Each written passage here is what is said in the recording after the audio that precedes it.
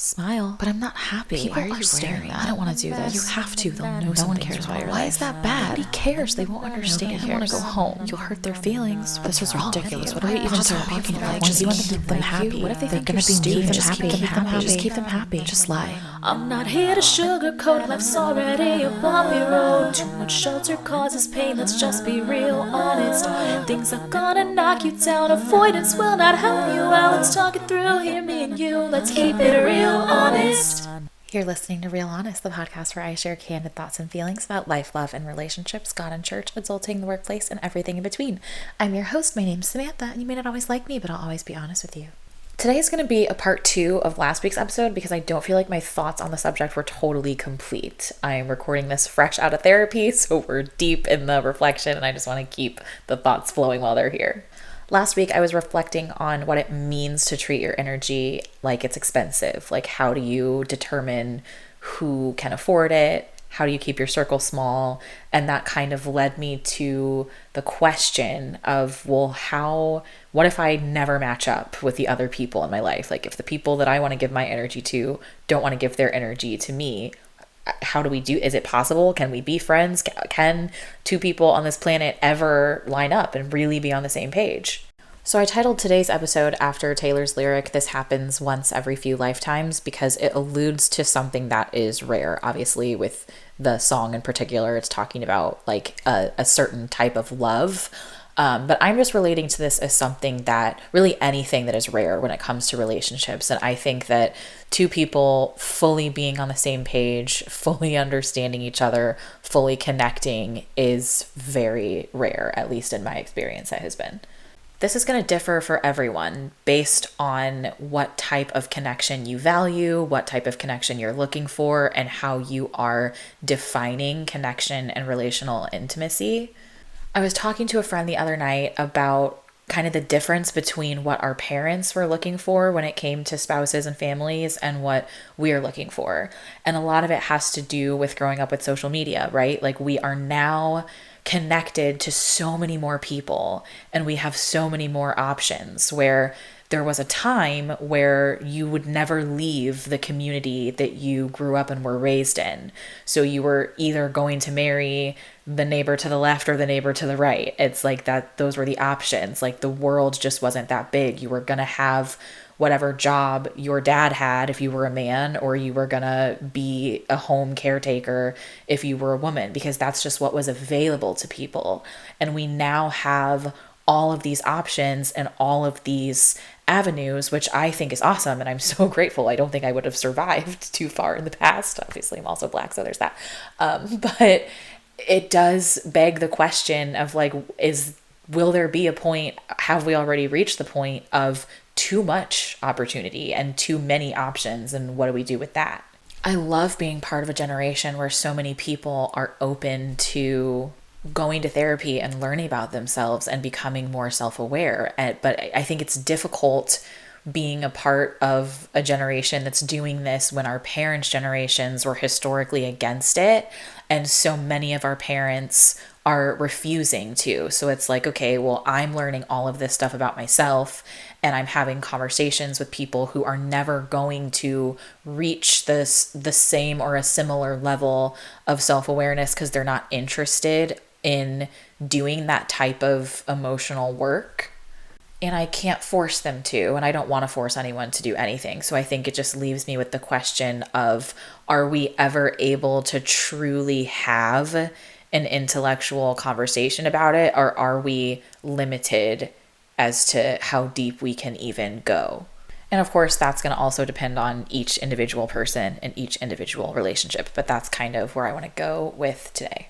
Quick goals check-in. I'm absolutely crushing it writing my book. I'm so excited. I had like an 11-hour writing session the other day, which was kind of a nightmare because I didn't eat that whole time and it really threw off my sleep schedule. But I love that I'm so inspired and excited by my own story. And part of it was just putting my phone on Do Not Disturb and just being like, I'm in the zone, I'm spending the day writing, and people cannot get to me. Like, it was setting that hard boundary of like, I am not available for anyone to call and text me today because this is what I'm working on. And I was able to just stay focused and get so much done.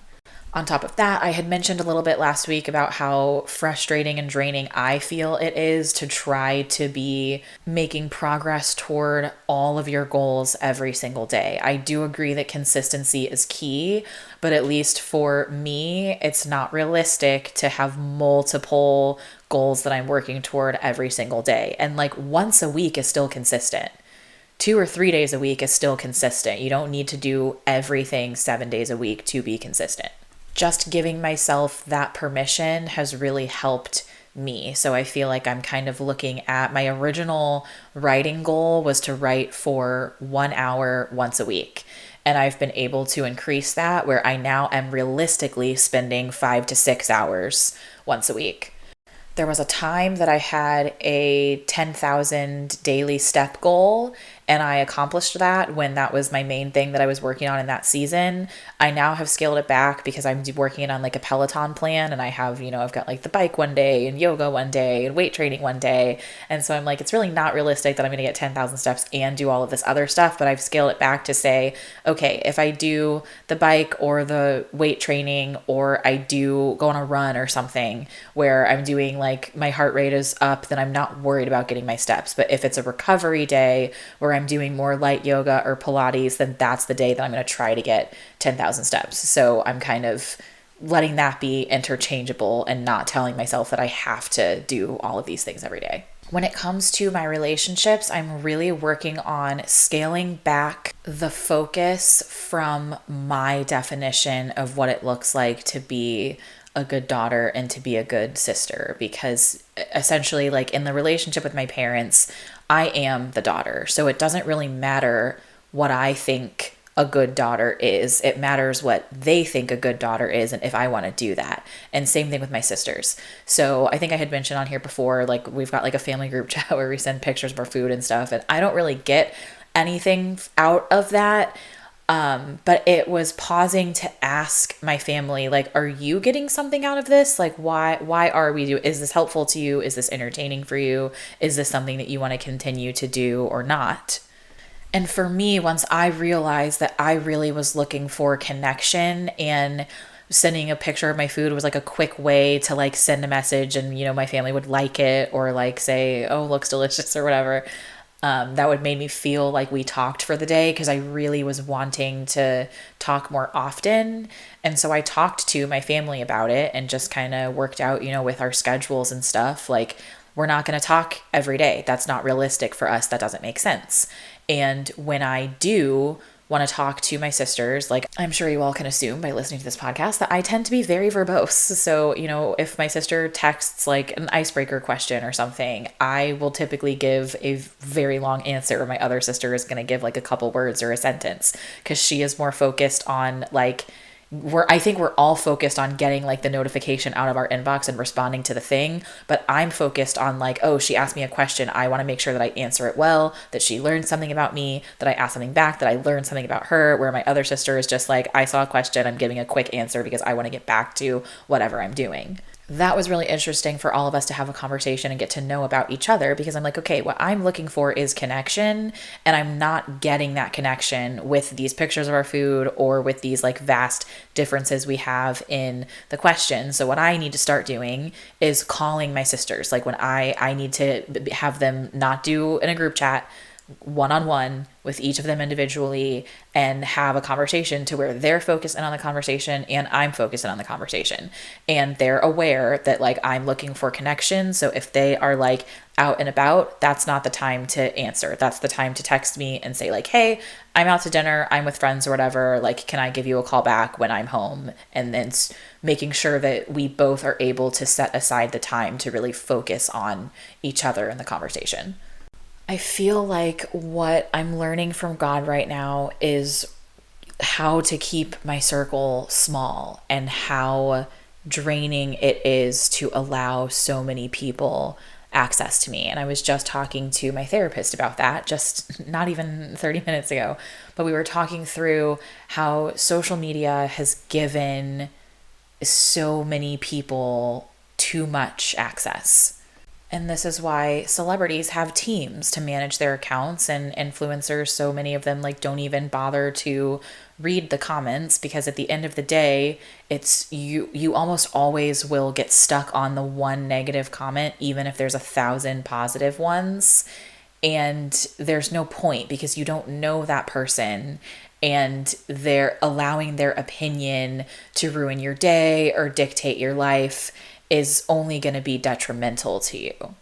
My friend and I watched Star Wars for the first time, and we posted our reactions to Instagram, and a lot of our friends thought it was really funny. So then we've started to post it to TikTok, really just to see, like, are there more people out there who may be entertained by this, or do we have more friends who like didn't see the first time we posted it? And there are so many strangers on the internet that are so angry with us and are like, you guys are rage baiting, you're terrible people, or saying like, these girls sound obnoxious, I would never want to watch a movie with them. And I'm just like, well, it's a good thing that you aren't watching a movie with us. Or people are like, that girl's so irritating, I would never be her friend. Well, great, you're not my friend, so it doesn't matter, you know? And I'm like, I'm not going to sit here and explain how this is not how I typically watch movies. You know, these people don't know me. They don't know that I prefer to watch movies in the theater, phone off, distraction free. They don't know that I worked in entertainment news for a long time. Like, they have all they're seeing, they're basing an opinion, they're forming an opinion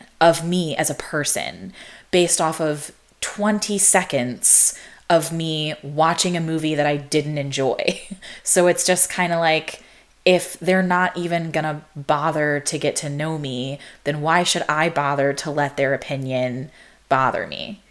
Personally, if I see something on social media that bothers or offends me, I scroll past it. Like, I'm not going to spend the energy to say, like, why would you post that? You're so terrible, because I'm watching it with the lens of, I don't know you. You have shared a piece of something, and I don't even know if what you're sharing is genuine to you, or if it's a persona. Like, I have no way to know that. So if it resonates with me, awesome. If it doesn't, I'm going to move on. Like, I don't need to pause and attack somebody that I don't know. What's that doing for them? What's that doing for me?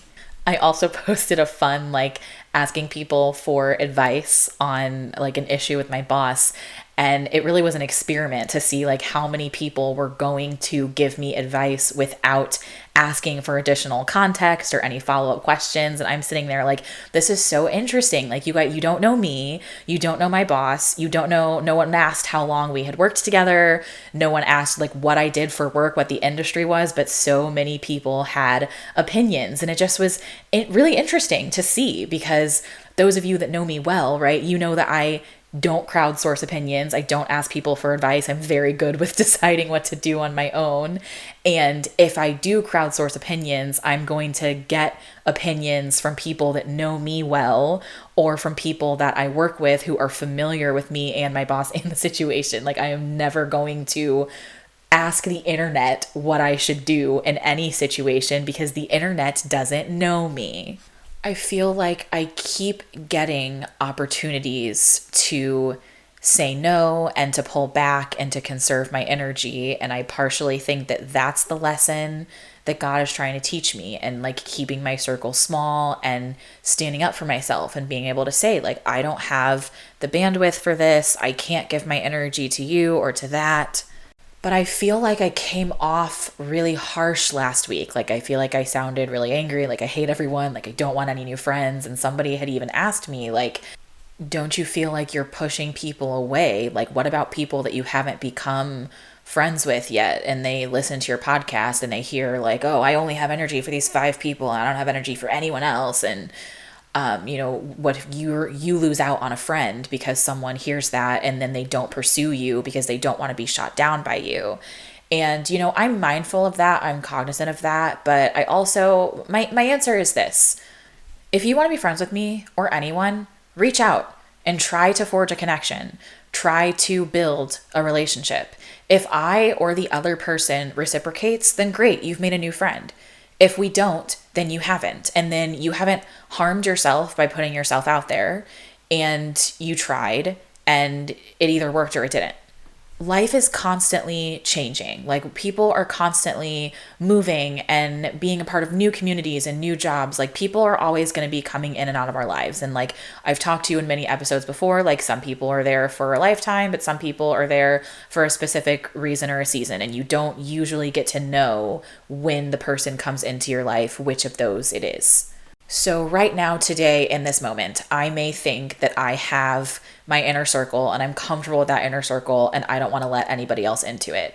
But tomorrow, one of those people could leave and then space could open up to where I now have energy that I was giving to one person. They may decide that they don't want to be friends anymore, or they can't be friends anymore, or they move on. And like now I have space to give to somebody else. And then, based on who else is in my life that is asking me for more energy, I'm going to choose where that's going to go. I think if somebody listens to this who was feeling like they wanted to get to know me, and then in hearing me talk, they get super discouraged and are like, oh, she's so mean, I don't like her, like I would never want to talk to her. I'm like, all right, well then that's not a friend that I'm supposed to have. It's the same thing where I feel like I have seen people online that I have felt like I really connected with, that maybe it's somebody that I went to college with and we didn't really run in the same circles, but we followed each other on social media, and now I see what they're doing and I've reached out and said like, hey, I think you're really cool. I love the stuff that you post. I would love to connect with you. And I did this. I've got one person specifically in my mind that I did this with because I thought she was awesome and I thought that we had a lot in common and would really hit it off. And we went back and forth trying to schedule some time together and figure out like where we would go to meet up and what we would do. And it just like our schedules were not lining up, and it was so hard and it was so much work. Like we were going back and forth for so many weeks where we just kept missing each other and it wasn't working out, where I was like, you know what, forget it. It doesn't matter.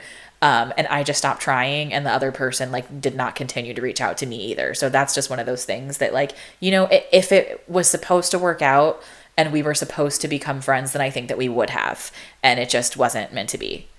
But it's not about cutting people off. It's definitely not about hurting people or saying like, I don't want to talk to you. Yeah, if somebody were to like, if I'm reaching out to somebody and I'm like, hey, I want to have a conversation, and they respond with, I don't want to talk to you. Yeah, that's going to hurt my feelings. I mean, I'm probably going to ask a few questions in terms of like, do you not want to talk to me now in this moment or at all? Is this because you don't have time or you don't have energy right now or you don't like me? And even if they say like, I like you fine, I just like, I have everyone that I care to have in my life and you're not one of those people. If I thought that they were a person that I wanted to invest more time and energy into, that would really hurt my feelings. But I would also really appreciate the honesty. I am not ever setting out to intentionally hurt people, but I do understand that the rarity of which two people are going to end up on the same page is going to naturally cause people to get hurt. And I'm also very cognizant of the fact that my best friend, like, we miss each other sometimes. Like, there are still moments in time where he says things that hurt my feelings, or he says things that I am like, am I crazy? Like, I thought you knew me better than anyone. I thought you knew me better than I know myself. But that thing that you just said feels really out of left field. What's going on here? We're still going to have those moments because at the end of the day, we don't share a brain and we can't read each other's minds.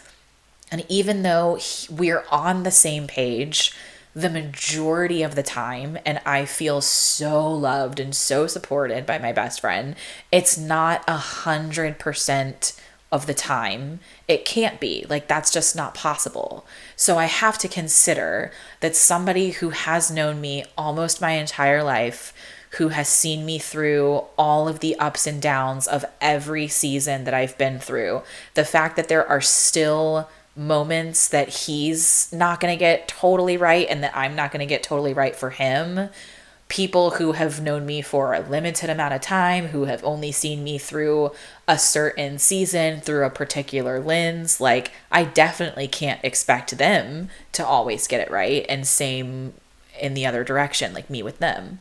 And I think what I'm trying to explore is why I feel the responsibility. I think it has to do with, because I go to therapy and I do the work and I'm trying to really understand myself and I'm trying to really understand other people so that I can communicate as effectively as possible, so that I can try to get us on the same page and have a meeting of minds and really understand each other. I feel like I have a responsibility to go out of my way to help and support people. But I am just one person and I can only do so much. And even if I feel like I really understand myself and I really understand the person I'm talking to, and we're speaking the same language and we're using the same definitions, and I feel like we're totally connecting, that might not be happening on the other side. And that is not my fault or my responsibility to manage. I think my responsibility is to do the best that I can. It's to be as kind as I can, as open as I can, and as honest as I can, and understanding that even doing that, I'm going to fall short sometimes. It's similar to when I was in seminary and I was very overwhelmed by the idea that like the student body was so small, and I was like, why are there so few of us learning what the Bible actually says? Do you know how many people are in the world and how many churches are misteaching scripture? And I felt like because I was learning the truth, I then had a responsibility to share it with everyone, and that got very overwhelming. And I feel like God was teaching me, like, I didn't ask you to do that. It's not your responsibility to go and educate the world. Your responsibility is to learn the truth for yourself and share it with the people that I have placed in your life. Anything outside of that is out of your hands. And I think the same is true for relationships, but this digital age makes it more difficult. You know, like we all have family members, we have a community, a neighborhood. If you volunteer, if you have a local church, you know, there are people involved in all of those things.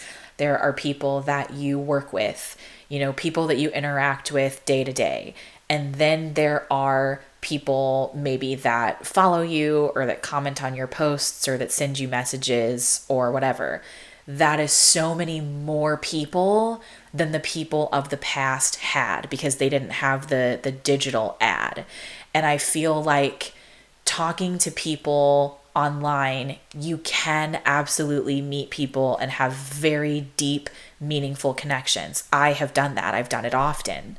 But we all are only able to accommodate so many relationships and so many conversations. And I think that with the digital age, we now have to choose who we're going to invest in and allow to invest in us. And I think, at least for me, anytime I have a thought or a feeling of like, I don't want to talk to that person, it feels mean, it feels rude, but it doesn't have to be somebody that I dislike. You know, it can be as simple as, I only have this much time today to build relationships with anyone.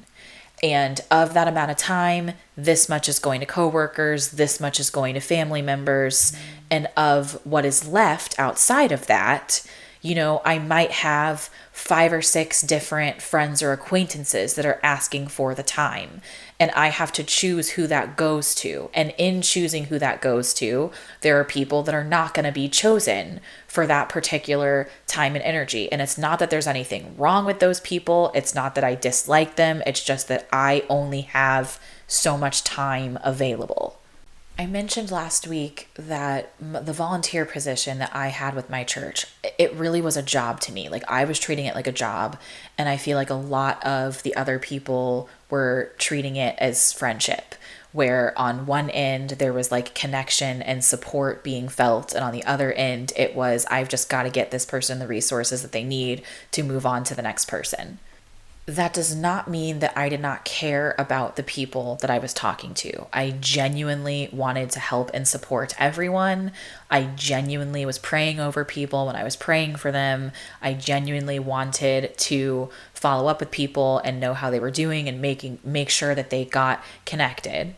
But because of the size of the church and the volume of people that I had to support, I could not personally continue to follow up with all of the people, which was why I would follow up until the issue was resolved, until I escalated the issue to the right person, or I found a local resource to connect them to, or I found a group to connect them to, or whatever it was. And as soon as I essentially passed them off to the solution to the problem that was brought to me, I would remove them from my inbox and stop following up so that that time could be reallocated to the next issue that came into my inbox. Does that mean that none of the connections were true? If they were all so different, the sentiment on both sides of the conversation or the relationship, were any true connections actually forged with me? I think so, but I think that we would probably define that differently. I have a friend who is really, really good at sharing when he's got the time and the energy or not. He's really quick to say, hey, I saw your message, I'll respond to it later. Or I do not have the energy for this. I don't have the bandwidth for this. I'm so sorry. Or responding a few days later to be like, hey, I do have the energy. Like, are you ready to chat now? Because I know that you asked the question a few days ago. And he had mentioned to me that he's very aware that he does this, and he does it because he wants to be kind and let people know where he's at. But at the same time, he's also very aware that in doing so, all of the conversations are happening on his timeline and when he has the energy. And is that fair to the rest of us? It's a really interesting predicament to me because earlier in my friendship with him, this guy pulled disappearing acts all the time. And I mean, he would disappear for weeks, he would disappear for months, and then would just pop up no time had passed, he had not been ignoring me for the past 6 months. And I'm sitting there are we still friends? Are you dead? Do you hate me? What is going on? And I think at one point I just yelled at him. It was I cannot be on this roller coaster of disappearing acts anymore. I need something. Even if it's just I'm in a depressive rut, I'll let you know when I'm out of it.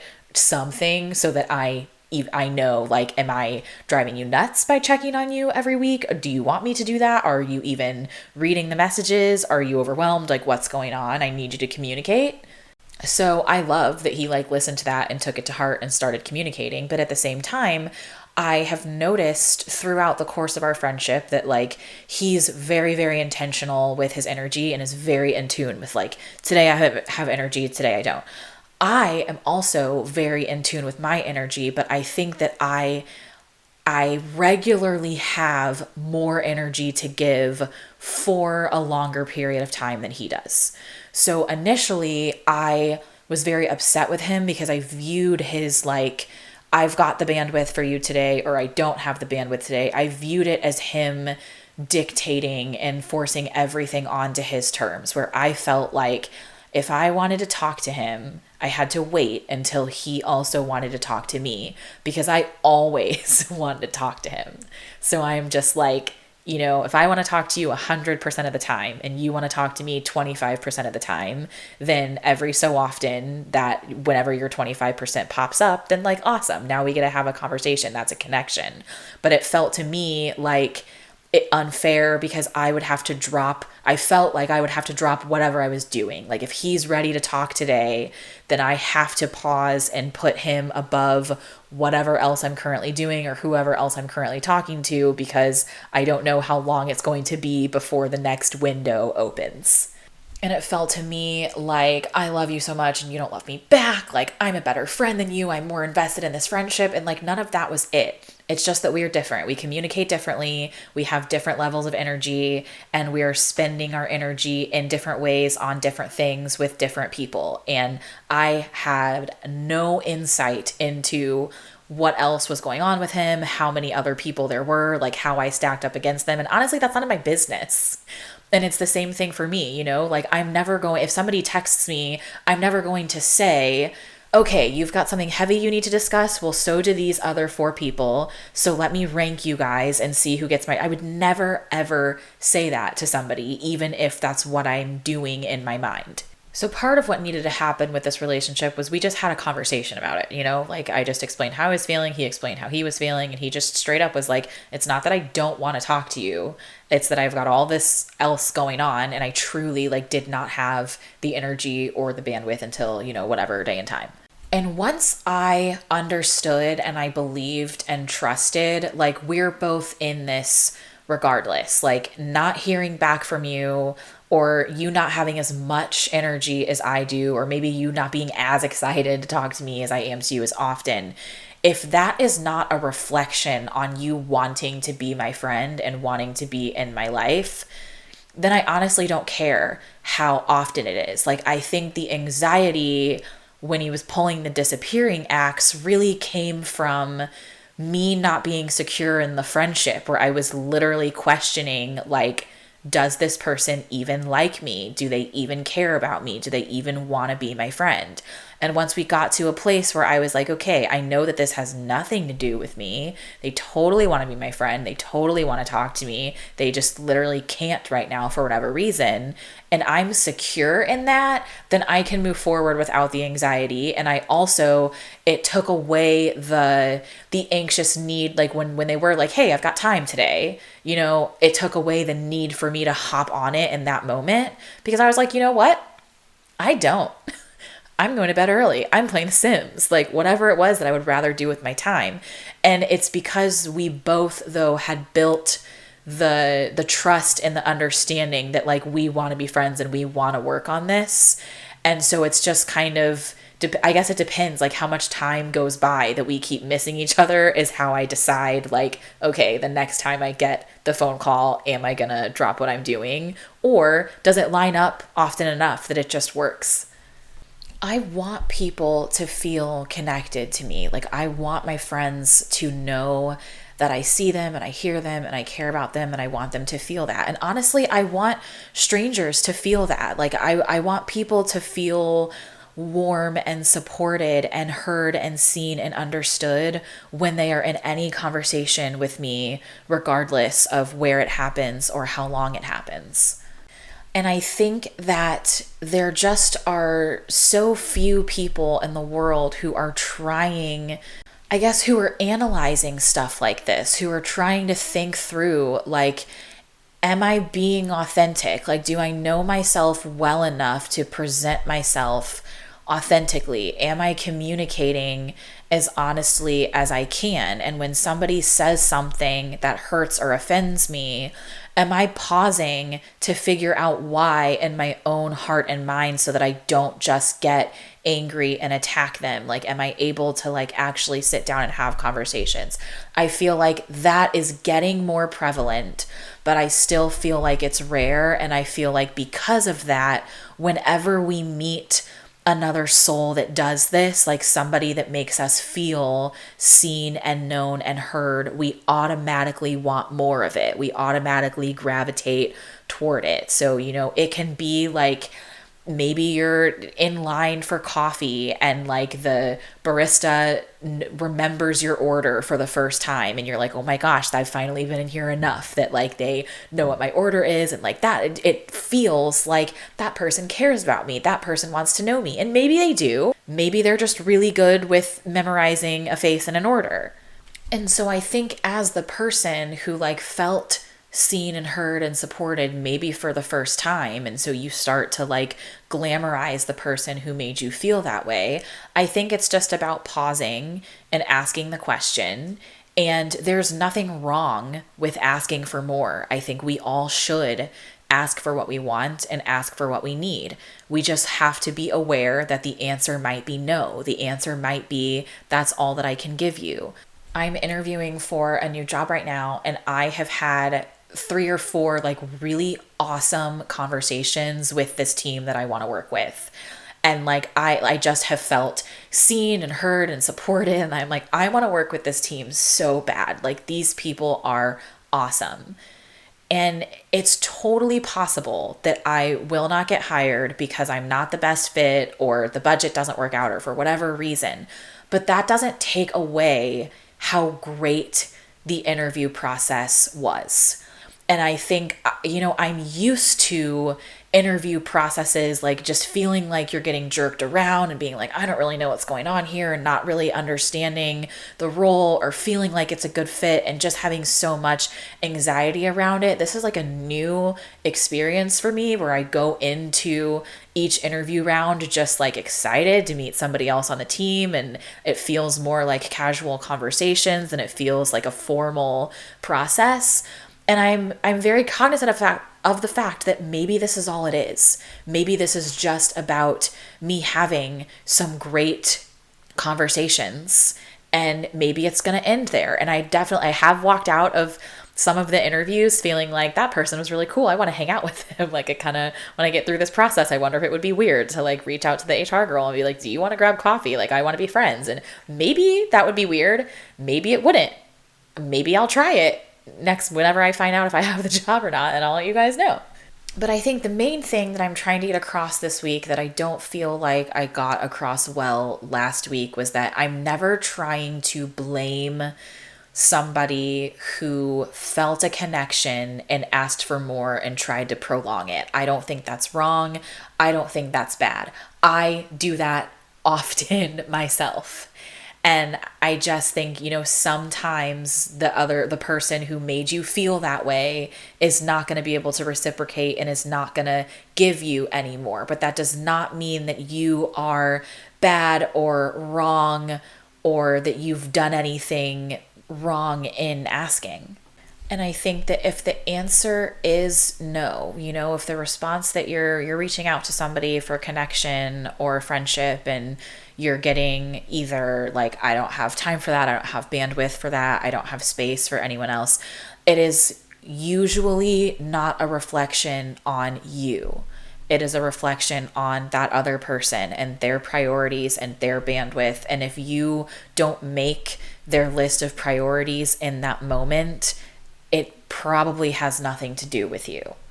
I'm recording this at the beginning of the week, and there are some hard conversations that I need to have this week that I haven't had yet. So if I remember, then next week I can update you guys if I had them or not.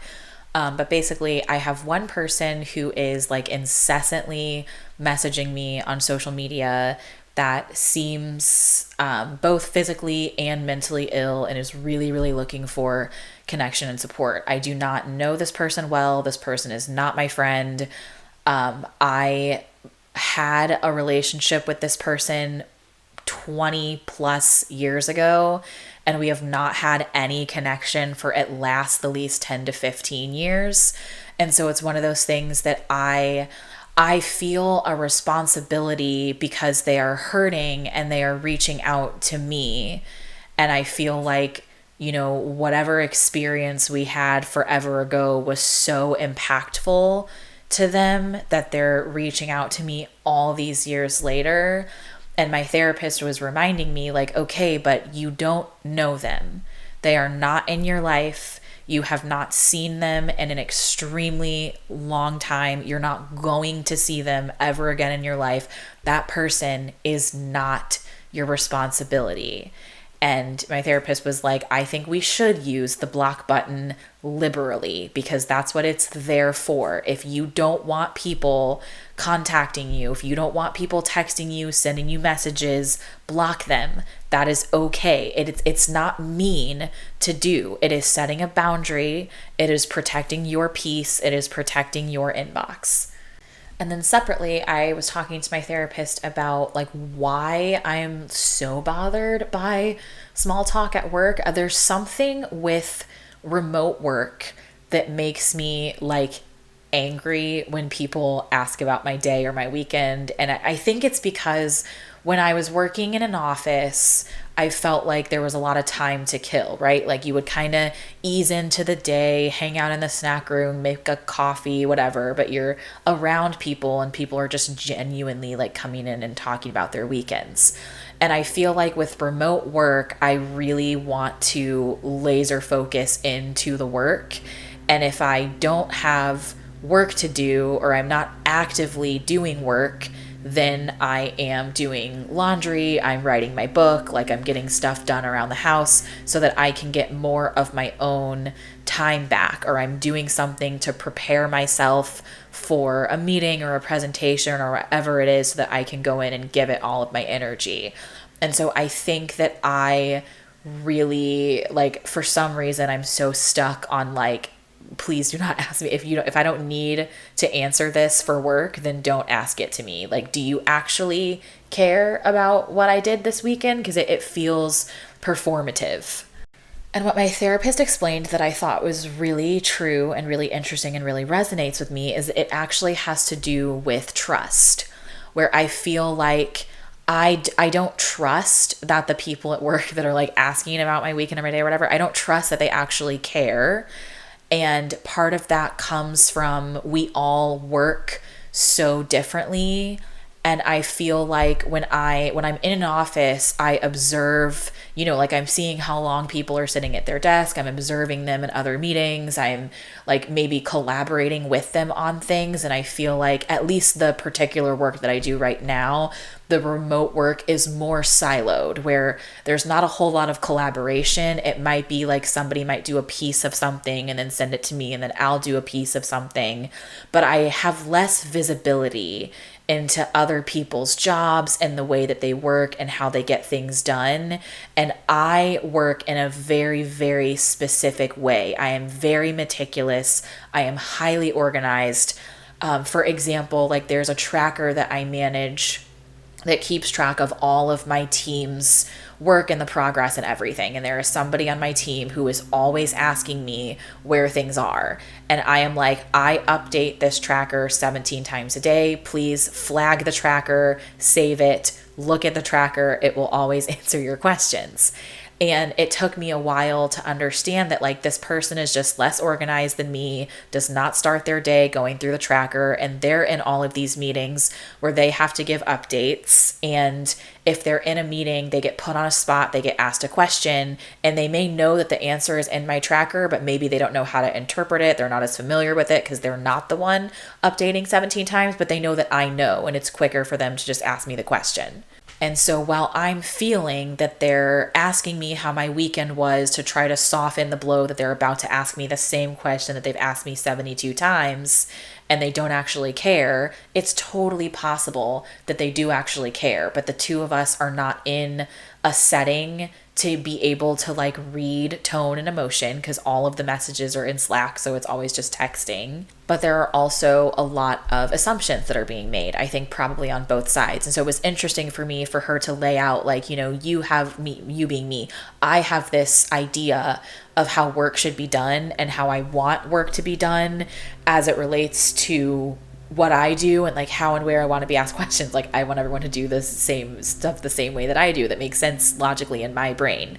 And so if I feel like somebody, so basically like, and I have needs at work, just like I have needs personally, it's like I need things to be organized. I need them to be clear. I don't like them to be redundant. And so if I feel like my needs are not being met at work because other people are not getting their work done or not doing their work well or in the way that's going to make me feel like it's being done well, then I don't trust that they're good at their jobs. And if I don't trust that they're good at their jobs and that they're going to support me as a coworker or a stakeholder or whatever it is in the work environment, then I have no interest in building a relationship outside of that, because we have a working relationship first, and I need that working relationship to go well in order for me to establish a level of trust with the person that makes me then want to continue into a personal relationship.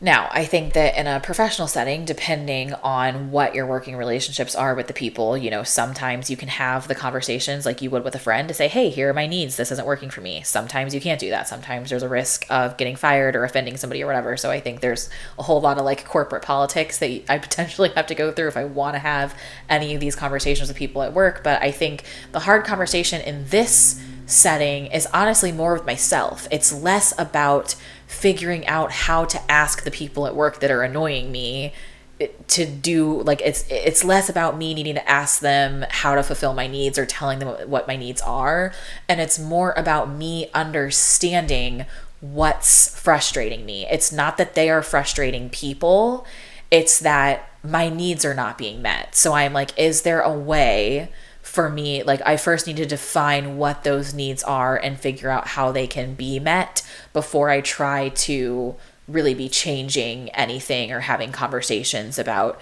communication or anything like that. But it's mostly about noticing, like, okay, I'm getting a certain type of message repeatedly and it's frustrating me. So let me pause and explore why that's frustrating me and what I have the ability to do about it. While I feel like true same page connection with people is so rare, I don't think that it's impossible. I think we just need to keep talking about it. I think we all just need to keep getting to know ourselves as best we can and getting to know our friends, our family, our coworkers, all of the people in our lives that we are interacting with on a daily basis. I think we just need to all get to know each other and each other's needs and wants and communication styles as well as we can to keep improving, while keeping in mind that there are always going to be hard times. There's always going to be miscommunication. There's always going to be hurt feelings, but those are not things that have to end all of these relationships. They are things that we can work through and move past. I haven't watched anything new since my last episode, so I think I more am thinking about shows that I feel like are relevant to the conversation or the topic today. So like with work relationships in particular, I think The Bold Type is a really, really good show. I think it's, it's about like 20 something women that like all work in a magazine, and it's how they all become their coworkers first, and then they become friends outside of work, and kind of how they learn and grow over time and learn to communicate with different superiors at work and their bosses and their peers. And I think it's a really interesting emotional and relational show that can help people think through different conversations and when relationships change, like when your friend becomes your boss and stuff like that. And then when it comes to a mix of like family relationships and friendships and communicating wants and needs, I really like Ginny and Georgia. It's a very dramatic show that's like super hyper realistic because they're in situations that like are not going to happen to you, but it's also grounded in a world with like regular everyday family and friend issues that like would happen to people, people that are of the age of the characters. But I think the writers did a really, really good job on the show of like, there are miscommunications and straight up lies, but there's hit and miss. And then usually there's a circle back to a conversation that went south and correcting it. Thanks for listening. Leave me a review if you want. New episodes are on Wednesdays at 6 a.m. Central. If you have questions, comments, concerns, or want to chat, and I feel like I now have to add an additional disclaimer that's like, if you want to chat every single day, probably not. But if you have thoughts on the episode, I do absolutely want to hear them. Send an email to realhonestpod@gmail.com. Okay, bye. I'm not here to sugarcoat, life's already a bumpy road. Too much shelter causes pain, let's just be real honest. Things are gonna knock you down, avoidance will not help you out. Let's talk it through, hear me and you, let's keep it real honest.